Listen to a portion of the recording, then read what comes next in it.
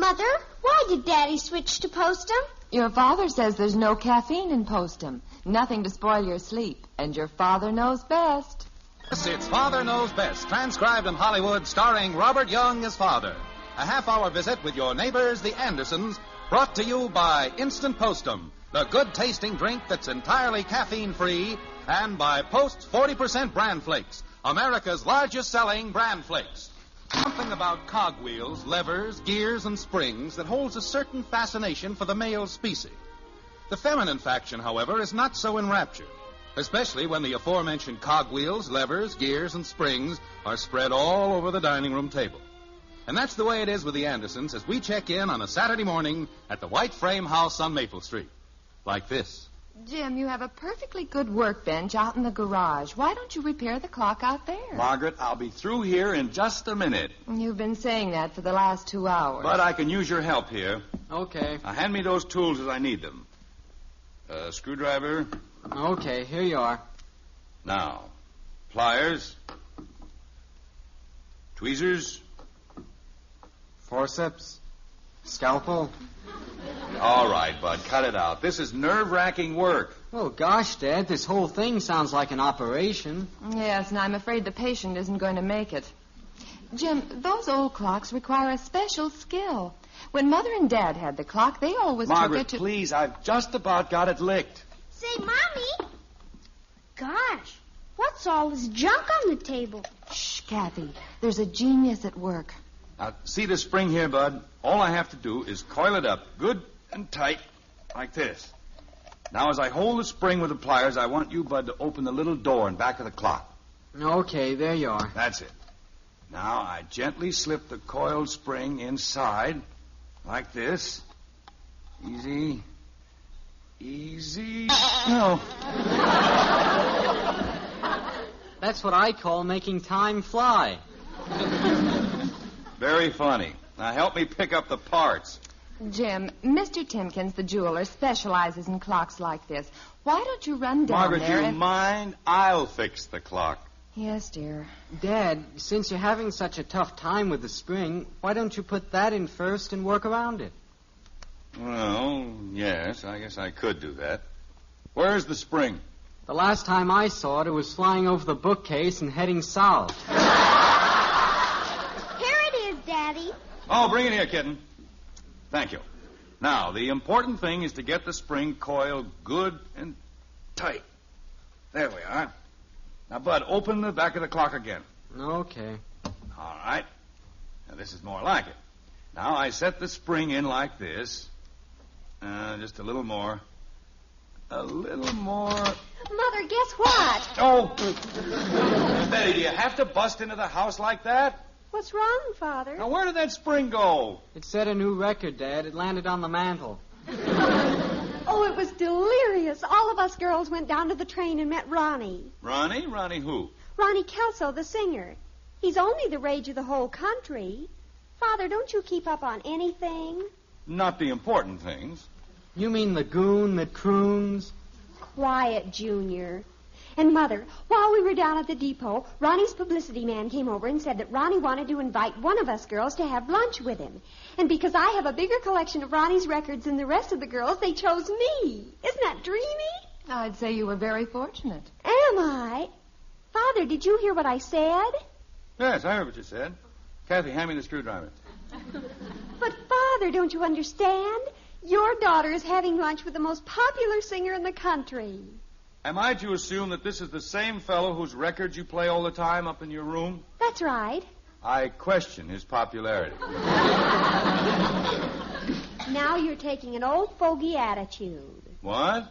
If you were 16 or 17, his voice would do something to you. It has done something to me, and I don't like it.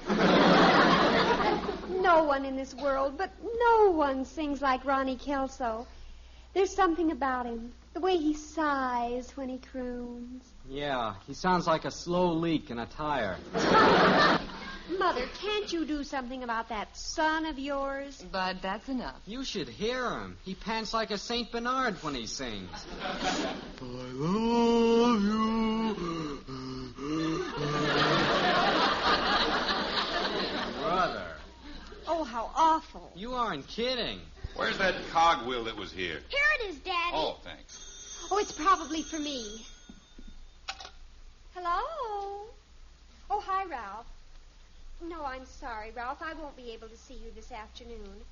I have a very important engagement with someone. No, it's not him. It's Ronnie Kelso. Well, it is. I'm meeting him in front of the Olympic Hotel at 1 o'clock, and he's taking me to lunch, so there. Now, Ralph, don't be like that. The only reason I was attracted to Ronnie is because he reminds me of you.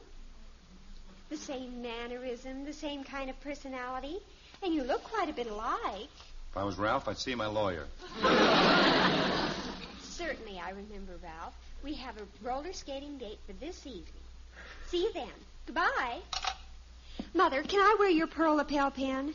Well... Oh, please, Mother, I must look my best for Ronnie. I guess so. Have you something to go with it? Let's see. Oh, I know. I'll call Janie. Now, don't start borrowing a lot of things. Oh, she'll be utterly thrilled to have her bracelet meet Ronnie. Hello, Janie? Betty. I'm sorry, Janie, that the rest of you kids can't go today, but... What? Oh, yes, I know. I can't believe it myself. There I'll be eating lunch, and across the table looking at me with those soulful eyes will be Ronnie. What a way to get indigestion. Bud. Oh, Janie, Mother's letting me wear her pearl lapel pin, and I was wondering if I could borrow that new bracelet of yours. Oh, thanks a lot. Ruth's letting me wear that cute blouse of hers, and Doris is letting me have her black velvet purse.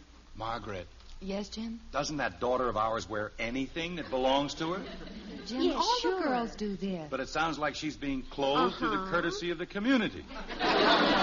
Well, Agnes offered me her plaid skirt. If she lost her friend, she'd freeze to death. All right, Janie. And don't worry, I'll let you know about everything that goes on. Goodbye. Well, I better get upstairs and start to get ready. Yes, you haven't got much time. Mother, Yes, dear? where are those bobby pins you bought the other day? They're on my dresser. Thanks. Well, I'm glad to hear that we're contributing something to this momentous game. Now, with all the excitement having subsided, maybe I can get this clock in order. Kathy, give me that little round disc you have in your hand. This? Yes, give it to me. But, Daddy... Would you please hand it over? Okay. Thank you. I'm having enough trouble without you holding out parts on me. Now, let's see. It should go right here. No. Maybe it slips over this little bar. No.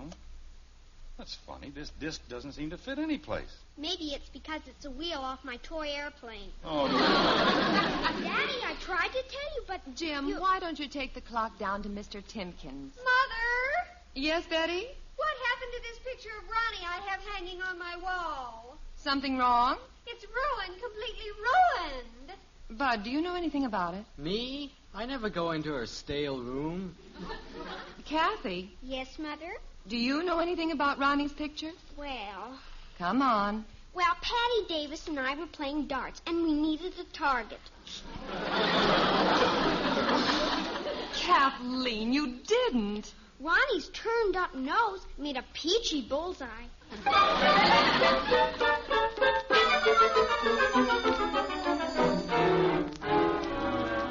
Jim, I wonder what's keeping Betty. Don't worry. She'll be home as soon as she gets fed up with lover boy Kelso. Shouldn't take long. Margaret, can I borrow your nail file? My nail file? I think you'll find it in the... Jim, you aren't back to fooling with that clock again. I thought you gave that up hours ago. I did.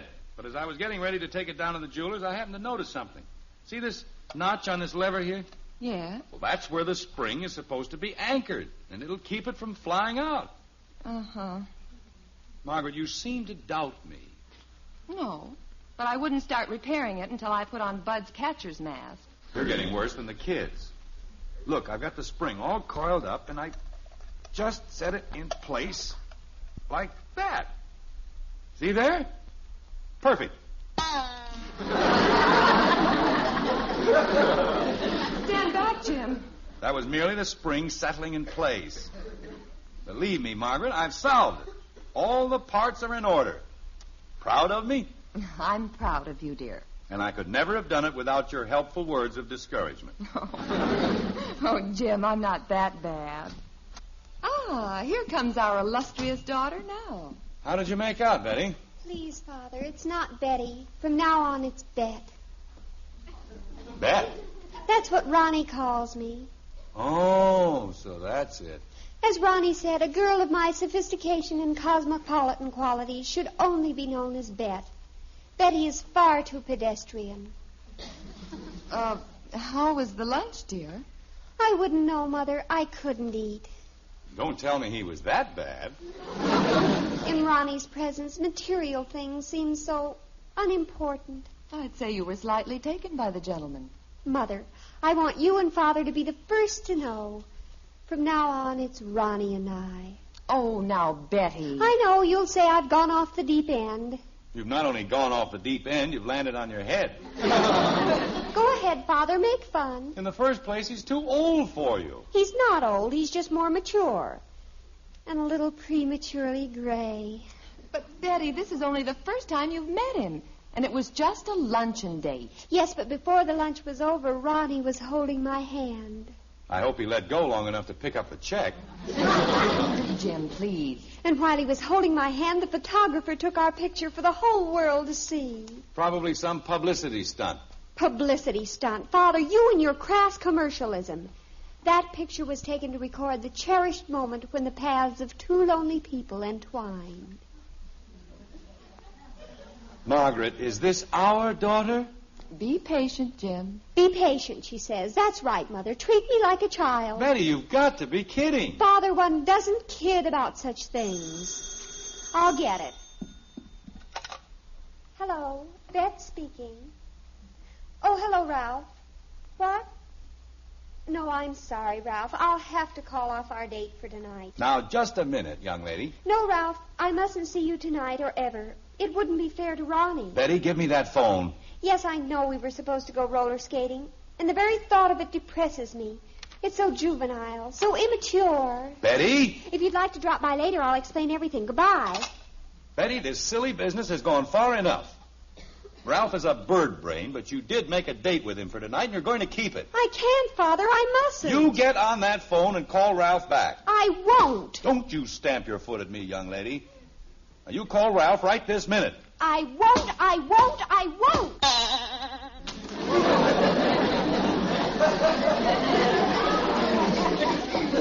Oh, fine. Now, Bet, you can get a sack and help me gather up the clock.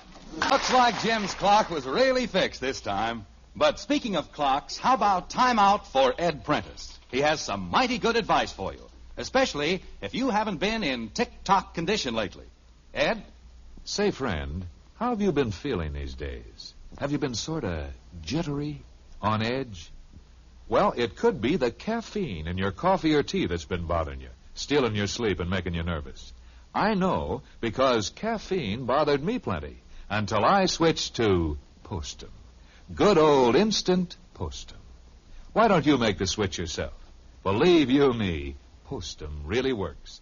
It ought to. It's absolutely caffeine-free. Contains no caffeine. None whatsoever. So you see, instant Postum is a good hot drink you can enjoy anytime without risking coffee nerves, without losing your sleep. Now, of course, caffeine doesn't bother everybody. Lots of folks can handle it okay. But if it troubles you, just make that simple, easy switch to Postum. Try Postum for 30 days. Why not? See if you're not sleeping better, looking and feeling better, too. Thanks to Instant Postum. Oh, and say, the kids will like Postum, too. And, of course, you can give them Postum often because there's nothing in Postum to harm them. Yes, sir, Postum's the drink for the whole family. Get a jar tomorrow. Songwriters, romanticists in general, from the beginning of time, have asked the question, what is this thing called love? Up to now, no satisfactory answer has been recorded. However, Betty Anderson, alias Bet Anderson, after a 2-hour luncheon date with Ronnie Kelso, the popular singer, feels she has experienced the real thing. Jim feels that it's merely a question of Ronnie-itis and should disappear about 7 o'clock this evening. As for Bud and Kathy, they just stand around the kitchen and ask questions. Like this. Mom, what's wrong with Betty? Nothing, Bud. Nothing at all. But there's got to be something wrong. She looks like a dying calf. Well, if you must know, she thinks she's in love with Ronnie Kelso. Oh, no, not that. It's nothing but a crush. A crush? She looks like she's been pulverized. Never mind, Bud. Let's just drop it. Will I go through that when I'm Betty's age, Mommy? I imagine you will, dear. I sure hope not. It's not so bad. But by the look on her face, it must be awful painful. Someday love will come to you, Kathy, and when it does, you'll know it. It'll be the most beautiful thing that has ever happened to you.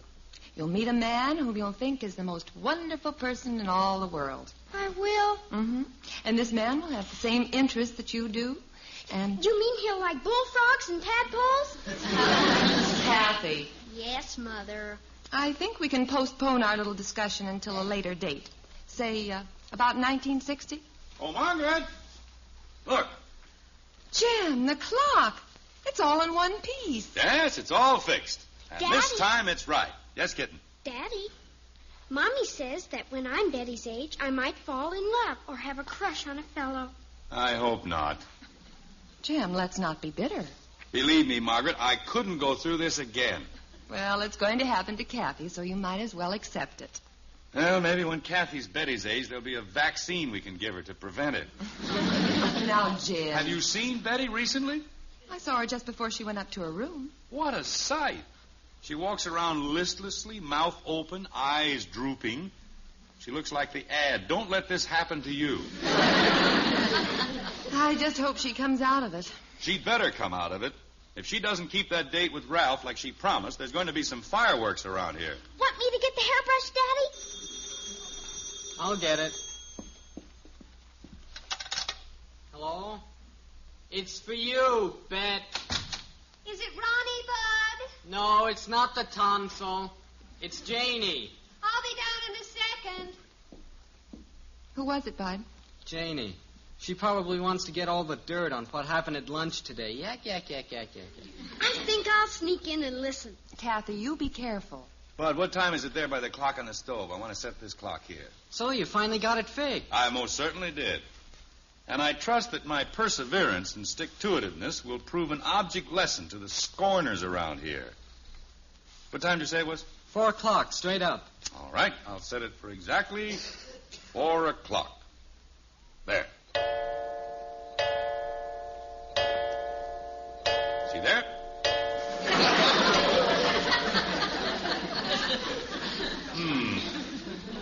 Bud, get me the screwdriver off the dining room table. Jim, don't you dare take that clock apart again. But, Margaret... I'll settle for adding on a couple of bongs every time the clock strikes. At midnight, it'll be 14 o'clock. Maybe I wound it a little more. It isn't ticking, Jim. All right, you win. I'll take it over to the jeweler's Monday on my way to work. Daddy, guess what? Betty's going to Cincinnati. Now, kitten, you're making that up. No, really. I just heard her tell Janie on the phone she's going next Saturday. It's something about Ronnie. Margaret, I detest eavesdropping, but this should be very enlightening. Very enlightening. You kids stay here. Be quiet now. Yes.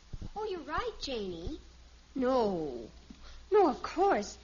Uh-huh. Uh-huh. No. Very enlightening, eh, Jim? Quiet, Margaret. Well, you see, Janie, my plans are to... Listen now, Margaret. Uh-huh. Of course. Yes. No. I wish that Janie would shut up for a minute. No, I haven't told the folks yet. I want to break it to them gently. Father? Oh, he'll hit the ceiling and probably stay there for 3 or 4 days. Yes, it's so hard to make him understand. Of course, when you get up in years like that. Margaret, I'm going to... Jim, just a minute.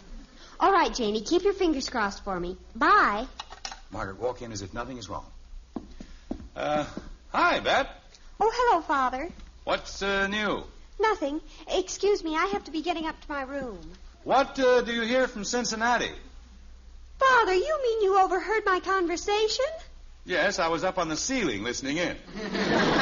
Betty, what is this Cincinnati business? Please, I have to get up to my room. You stay right here, young lady. We're going to get this straightened out once and for all.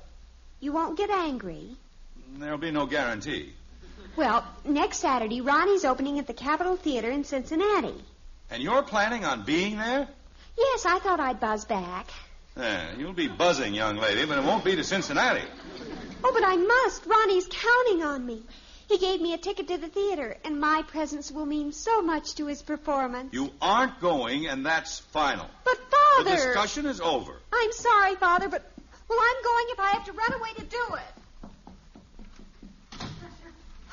Well... Margaret, this situation has to be met head on. Head on? Seems like we've already had quite a collision.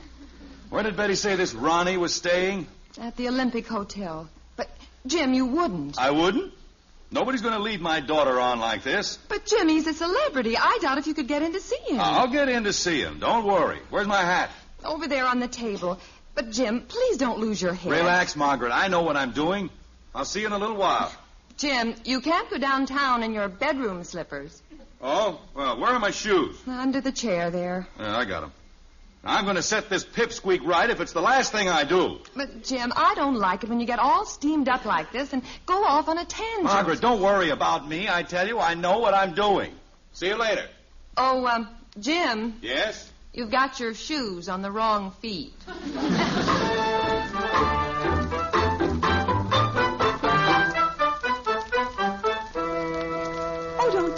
Mother, he actually went down to the hotel? Yes, he's been gone for some time now. Oh, this is humiliating. I suppose he went down to try and break up our romance. Yes, and the way he stormed out of here, I hope that's all he breaks up. Well, I have no fears. Anything that Father says will have no effect on Ronnie and me. Our bond is too strong. Betty, I only wish Please, Mother. Bet.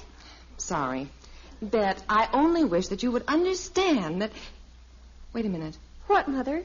Your father's coming up the walk, and he has someone with him. Oh, Mother, I'm afraid. Stay here, Betty. It's better to face it now. Step right in. Margaret, Bet, I'd like you to meet someone. This is Gladys Kelso. Hi, Bet. Gladys Kelso? You mean you're Ronnie Kelso's wife? No, I'm afraid not. Oh, thank goodness. I'm his daughter. Daughter? That's right, and he'd kill me if he knew I sneaked out of the hotel room. But Ronnie seemed like... Is he old enough to have a daughter my age? Is he old enough? You should see him when he gets out of bed in the morning. Oh, brother, you think women have beauty aids. He practically retreads his face. Please, I don't want to hear any more. Now, don't think I'm being disrespectful. Pop's really a grand guy. The only time he gets mad at me is when I make him take his vitamin pills. All right, so he is a little older than I am. A little? Wait till I tell you what happened in Seattle. A bunch of teenage gals were gathered on the sidewalk, and they wouldn't go away until Dad threw down a lock of his hair. That's when he got burned up at me. What happened, Gladys? I threw down his whole toupee. I'm not amused in the least. Oh, don't take it so hard, kid. So he did hold your hand at lunch. Well, then you heard about it? Sis, he's held girls' hands from here to Albuquerque. It's all a part of the game. Well, what about the theater ticket? Oh, for the opening in Cincinnati? Hundreds of girls got tickets. That way we're sure of a smash opening. Remember, kid, a crooner is only as good as the squeals he gets. I'll see who it is. It's Ralph, Bet. I don't want to see Ralph. I don't want to see anybody. Now, just a minute. Betty, you promised Ralph you... Say, that Ralph looks like a real dreamboat. Betty, come back here. Say, I was just thinking, I'm going to be stuck in town tonight, Betty, and if you don't want Ralph... What did you say? Why, yes, Gladys. I think Betty would be glad to introduce you to Ralph. I'll be right out, Ralph. Just a minute. Don't go away. Going to keep your date, Bet? From now on, it isn't Bet. It's Betty, plain and simple. Yes, and at times, how simple can you get? For goodness sake, eat Post Bran Flakes. So good and so good for you. You know, know, that little melody reminds me that life is swell when you keep well. And I hope it makes you think of the new Post 40% Bran Flakes. Because, as it says, they're good. And so good for you. I mean that. Because something wonderful has happened to Bran. The new Post 40% Bran Flakes have a delicious new flavor. A magic oven flavor that many people like better than any other cereal. Yet they still give you the important keep regular benefits that only a Bran cereal can offer. So, tomorrow or Saturday, when you go shopping, take home new Post 40% Bran Flakes. America's largest selling Bran Flakes. They're so good, and so good for you. Later in the evening at the White Frame House on Maple Street. And at the moment, it appears that a state of normalcy is set in. Betty is out on her date with Ralph, Bud is at the show, and Margaret and Jim are relaxing in the front room. The only thing to upset the calm is Kathy, who is trying to amuse herself with her toy airplane. Like this. Daddy, what's this three-point landing? Kathy, be careful with that airplane in here. Oh, Jim, these are precious. What are you looking at? I was just thumbing through this old album. Look at these pictures, would you? Let's see. Say they are a riot. Who's this fella here with his mouth open and his eyes drooping in an expression like a dying calf? That's a picture of you on the day you met me. Here she goes again. Watch her take off. Kathy, I told you not to fly that airplane in here. Whee! Let her go! Kathy, that plane will crash into something as sure as... See there, it hit the clock. Kathy, if I've told you once, I've told you... Jim, listen. Well, what do you know? It's running. Join us again next week, and we'll be back with Father Knows Best, starring Robert Young as Jim Henderson. Until then, good night and good luck from the makers of Post 40% Bran Flakes, America's largest selling Bran Flakes, and Instant Postum, the drink that's entirely caffeine-free. In our cast were Ted Donaldson as Bud, Jean Vander Pyl, Rhoda Williams, Helen Strom, and Mary Lee Robb.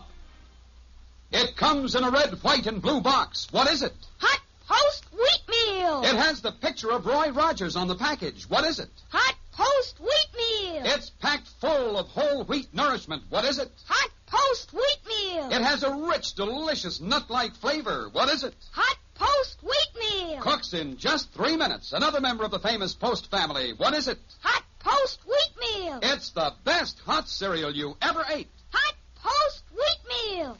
Father Knows Best was transcribed in Hollywood and written by Paul West and Dick Conway. This is Bill Foreman speaking.